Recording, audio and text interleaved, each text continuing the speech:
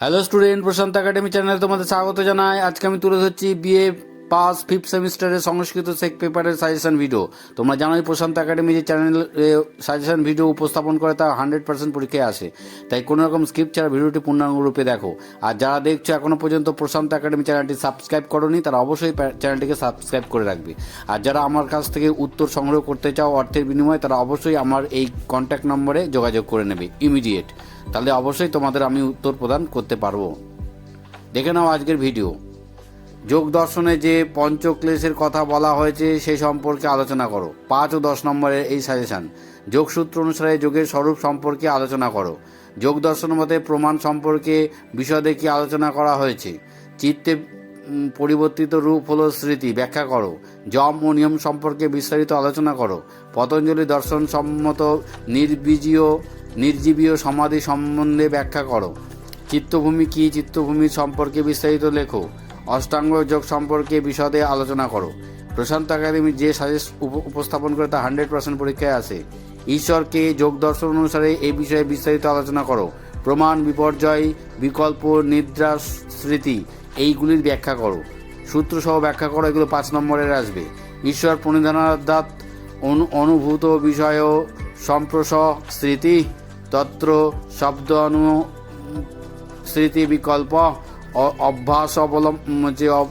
অভাব অবলম্বন বৃত্তি নির্দা, যোগশ্চিত্তবৃত্তি নিরোধ, তত্র শব্দানু পরিশ বিকল্প। এগুলো খুব ইম্পর্টেন্ট। এর মধ্যে থেকে তোমরা পরীক্ষায় কমন পেয়ে যাবে। প্রত্যক্ষ অনুমানগমা প্রমাণানি ক্লেশমূল কর্মস্বয় দৃষ্টানু জীব অহিংস জমা ক্লেশ। এই সমস্ত প্রশ্নগুলো পরীক্ষায় আসবার মতো। তোমরা অবশ্যই কোশ্চেনগুলো স্টাডি করে নাও, এর মধ্যে থেকে তোমরা কমন পেয়ে যাবে। অনেকে রিকোয়েস্ট করছে, তাই আমি সাজেশনটা তাড়াতাড়ি তুলে ধরলাম। তোমরা এই প্রশ্নগুলো ভালো করে স্টাডি করে নাও, এর মধ্যে থেকে তোমরা পরীক্ষায় কমন পেয়ে যাবেই। যদি এখনও স্টাডি না হয়ে থাকে, ভালো করে স্টাডি করে নাও। আর যারা আমার উত্তর সংগ্রহ করতে চাও এই প্রশ্নগুলোর, তারা অবশ্যই আমার চ্যানেলে দেওয়া নম্বরে যোগাযোগ করে নেবে ইমিডিয়েট। আর আমার আজকের এই ভিডিও যদি পছন্দ হয়, লাইক, কমেন্ট, শেয়ার করবে। 2 নম্বরের প্রশ্ন, পতঞ্জলি যোগসূত্রের উপর রচিত 2টি ভাষ্য ও ভাষ্যকারের নাম লেখো।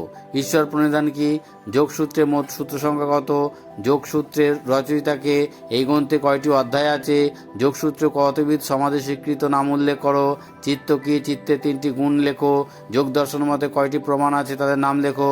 যোগ দর্শন মতে অবিদ্যা বলতে কি বোঝো। এইগুলোই তোমাদের খুব ইম্পর্টেন্ট কোশ্চেন। এর মধ্যে থেকে তোমাদের 5টা কমন লিখতে হবে। 5 দুগুণে 10 নম্বর থাকবে। যোগসূত্র সমাধি সম্প্রজ্ঞাত সমাধি কয় প্রকার, তাদের নাম লেখো। যোগ দর্শনের চূড়ান্ত লক্ষ্য কি, যোগ দর্শন মতে আসন কি, 2 প্রকার আসনের নাম লেখো। প্রত্যাহার কাকে বলে, ইয়ম কাকে বলে, ক্রিয়াযোগ কি, মহর্ষি পতঞ্জলি কে ছিলেন। এই প্রশ্নগুলো পরীক্ষায় আসবার মতো নয়, এসে গেছি। তাই তোমরা ভালো করে এইগুলো স্টাডি করে নাও। আর যারা আমার থেকে উত্তর সংগ্রহ করতে যাও, খুব শীঘ্রই এই আমার দেওয়া এই কন্ট্যাক্ট নম্বরে যোগাযোগ করো। তোমরা অবশ্যই সব কমন পাবে।